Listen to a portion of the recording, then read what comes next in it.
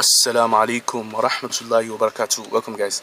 In this video we're going to be explaining the Taymiyya and Salafi position more. For people that haven't gotten it, for people that don't actually understand what their position is, I feel like after this video you understand it more and you see how radical it is. How radical it is for common people. Speaking of common people, lay people or people that have not taken a philosophical position on these issues, you think this is the position of the common people? Nominalism? Nominalism is the position of the common people, really.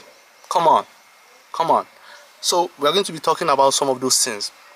Now, so recently Brother Abdurrahman, Brother Jake's friend, he created a new channel and he made a video refuting the Asharis or something like that. Now, in that comment section, someone was asking him, engaging him about Qadr Mushtarak, that this shared meaning that you're talking about, what is this shared meaning? And I got involved in the discussion and I asked him many questions and I got a lot of things out of him. This prompted me to go and then search more about scholars that have actually written about Ibn Taymiyyah's position. I wanted to be sure, I wanted to get it from his mouth, literally, that he was actually a nominalist.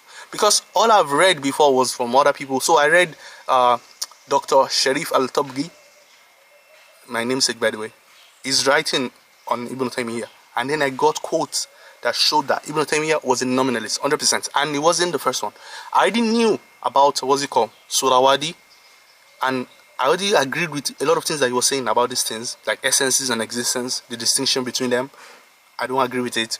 So I was in line with Surawadi. So when I found out that Ibn Taymiyyah was literally just, following that tradition of rejecting extramental, abstract concepts or meanings, I was like, yeah, that's my position too, by the way, anti-realism. So now, I'm going to explain to you why it's problematic for his position at the end of the day. It's just that, such that the only difference between them, if this is their position, Brother Abdurrahman is correct. The only difference between them and the Asharis is this idea that they believe that God has a size, a spatial extension, and is temporal. That's the only difference. And that is the only thing we should be discussing. Is God spatial or temporal? The other ones, it can be resolved. I'm telling you, it can be resolved because they don't actually know the hakika. Even though they tell you we know the hakiki meaning, you don't understand what they're saying. And I'll show you soon. They don't know the hakiki meaning, really. They don't know it. They know meanings, but they don't know the reality. I'll show you what that means. Okay? So the first one, to just show you right off the bat, let me find something to use here.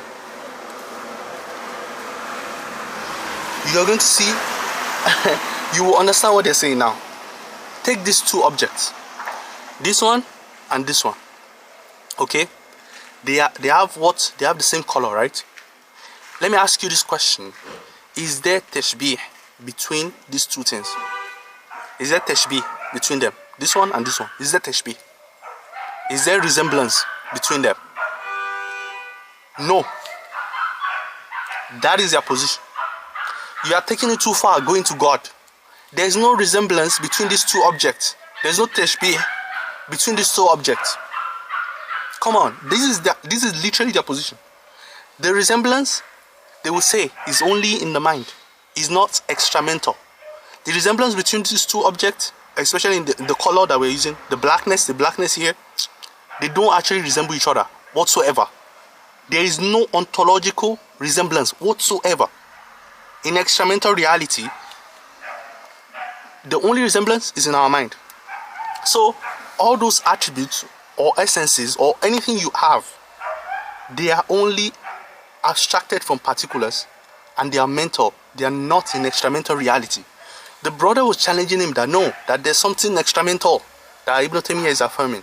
But I will get to that later. And I'll show that he's right on that position. But in his general ontology, there is no extramental resemblance between any two objects. Okay, maybe that one was a little bit too abstract for you. Take you and your brother. Is there any resemblance between you and your brother?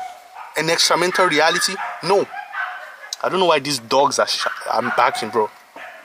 Auzubillah.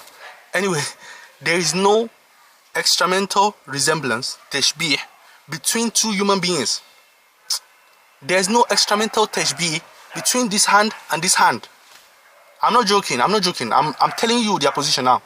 So when they say that they know the meaning of hand as it applies to what's it called, as it applies to God, they don't know it. They only know the meaning of abstract concepts.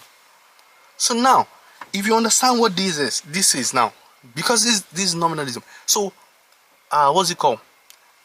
Attributes or abstract, those things that we abstract, they don't actually exist in reality. Because, see, this is how you get it. Contrast this position with the Platonic notion. It's very hot, that's why I'm opening the door. The Platonic notion, they believe that, you see, when I showed you these two black objects now, they believe there's something called blackness, and this blackness exists also. What's it called? Mutlak. It exists in distinction from these two things. These two things, they participate in one existing form that is distinct from them. The Aristotelian position says that no, there's no third thing that is called blackness. The blackness inheres, is an attribute that inheres, exists in particulars. Ibn Taymiyah's position is that there is no such thing as an attribute that is existing. He rejects the Aristotelian position to that. There's nothing like blackness that is in here and that is here. No. The only thing that you have is this particular and this particular. There is nothing they have in common. If you think they have anything in common, it's not real. It's not hakiko. It's not in their hakiko. It's in your mind. Okay? That is their position. I'm telling you now. If you don't know. So, when we're arguing about Tashbih, I feel like they need to first give us what is their definition of Tashbih. Because it seems to be that there is no Tashbih at all between anything. I just told you, two human beings, there's no Tashbih. Extramentally, there's no Tashbih. But they believe that you see a human being, you see another human being, then you form a concept, human, but that concept is only in the mind. It doesn't exist in reality. So there is literally no Tashbih between two human beings. Do you get what I'm saying? But wouldn't you be like, no, there is a resemblance between two human beings, right? So I feel like if you understand that, you will see why they give examples of ants, the hand of clock, the hand of other things, because to them there is no resemblance whatsoever, even in the first place. There is no. So when you now bring God, of course there's no resemblance between between humans and God. Of course there's no resemblance, even though you use the same term. So you can use the same term, black, for everything that is black, and they don't resemble each other. Of course, this is a problem for the nominalist position. How do you account for resemblance? But I just wanted you to understand what they are actually saying. The moment you understand that there is no Tashbih between two human beings, you have already understood their position. That's exactly what they're saying. Now, there is Tashbih. This is where the problem is. Even the nominalist stuff, it doesn't save it, because I am a nominalist and I don't agree with them, because I'll show you why it's problematic for their position. We bring back the space and time thing. Space and time. This is what it will get back to. I'm telling you now. It will get back to space and time. They believe that, you see, when I'm telling you that, what's it called? That these two objects now, they don't resemble each other. They resemble each other in one aspect. They have extension, spatial extension. So even if we agree with you that blackness is only in the mind, it's not in extramental reality that they share. The space and time is not extramental. What's it called? It's not mental. It's extramental. Spatiality, spatial extension, is not extramental. So guess what they did? According to the works of Ibn Taymiyah and his scholars, they believe God also has spatial extension. God has a size. This is what breaks their nominalism. Why they are not consistent. If you want to be consistent, even space and time, you cannot apply it to God. You cannot. But they did. They applied space and time to God, and therefore there is Tashbih. Okay, there is Tashbih. There was already Tashbih, but you didn't see it yet until they get to this level.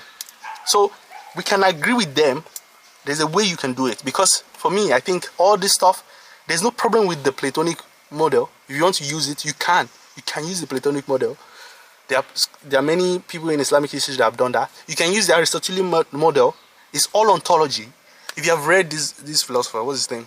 W.V.O. Quine. He talked about this system of ontologies, and it's just your choice, really. The one that you feel like you can use. Some people, they're Aristotelian. They use the Aristotelian method, mostly the classical Asheris. They use the Aristotelian method. You can use the nominalist method to do exactly the same thing. The problem is that I feel like they found this nominalist stuff in the time of Ibn Taymiyah and the other critics of Ibn Sina. They found this nominalist stuff and they thought that this was the holy grail that can do the job. But nominalism has many problems, just as the other ones too. They have their own problems.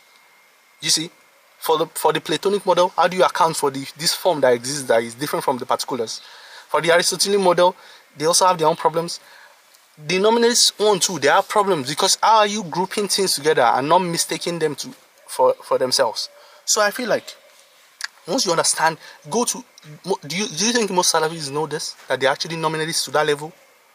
Do you know that they cannot say that two human beings, there's tashbih between them extramentally? They cannot say it. They have to say that there is no tashbih between two human beings extramentally. Any tashbih is only in our mind. The problem now is that even with that, if the tashbih in our mind, and that I made a video about this, by the way. I said if the tashbih is only in our mind, fine. There is still tashbih because we know they resemble each other. Like, it's as absurd as telling me that these two things now, they don't resemble each other in color. Do you think this is fitra? Like they are saying fitra, right? Is it fitra to say that these two objects now, they don't resemble each other in color? Is that fitra? Tell me. Of course it's not. They resemble each other in color. And because they resemble each other in color, there's tashbih between them. So if you say that this is your own concept, that is, as long as it's not extramental, it's okay. It's not okay because there's still tashbih that is not extramental, and we know that it is tashbih. Just like these two things that you showed you.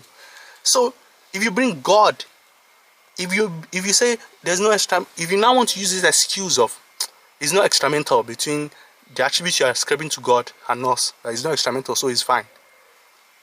As if it resembles in the mind, it is still tashbih. That's what I'm saying. The definition of tashbih will just move off from an Aristotelian type to the nominalist type.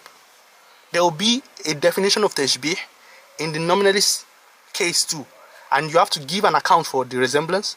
Once you give an account, if you bring God into the picture, you will become a mushabbiha, even in the nominalist position. And I've just showed it with the space and time thing, because I found things that you think are universal.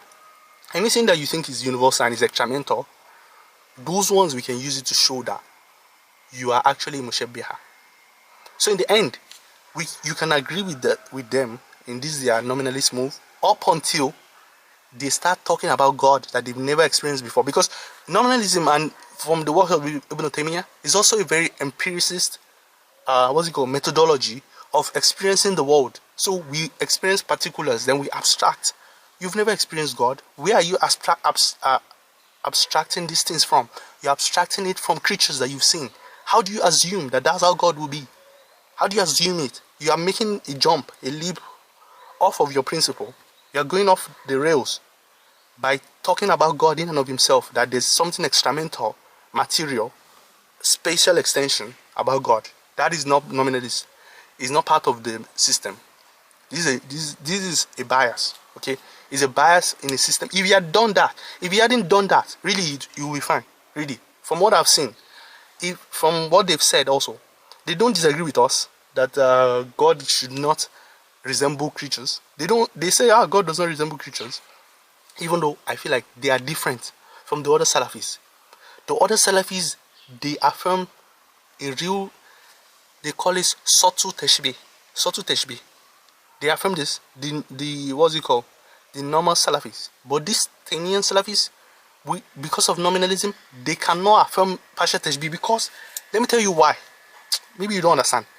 There is no partial tashbih. There's no partial tashbih between these two objects. Do you understand what that means? There's no partial tashbih between these two black things. That's what, there's no tashbih whatsoever. What do you mean tashbih? But I already showed you that space and time destroys because these two things now, they resemble each other in the idea that they both have spatial extension. There's this thing that is disturbing me here, sorry. Get out, bro. Anyway, do you understand?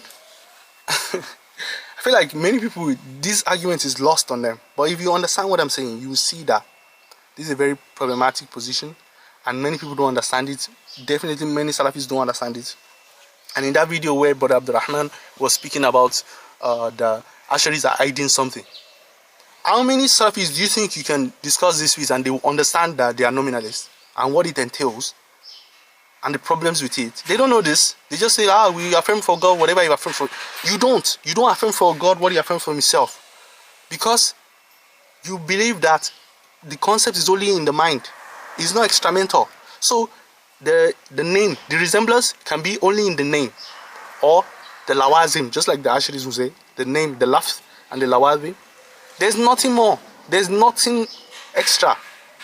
I read one article where those guys were saying the Salafis believe that there's something extra that they share. Those are the normal Salafis.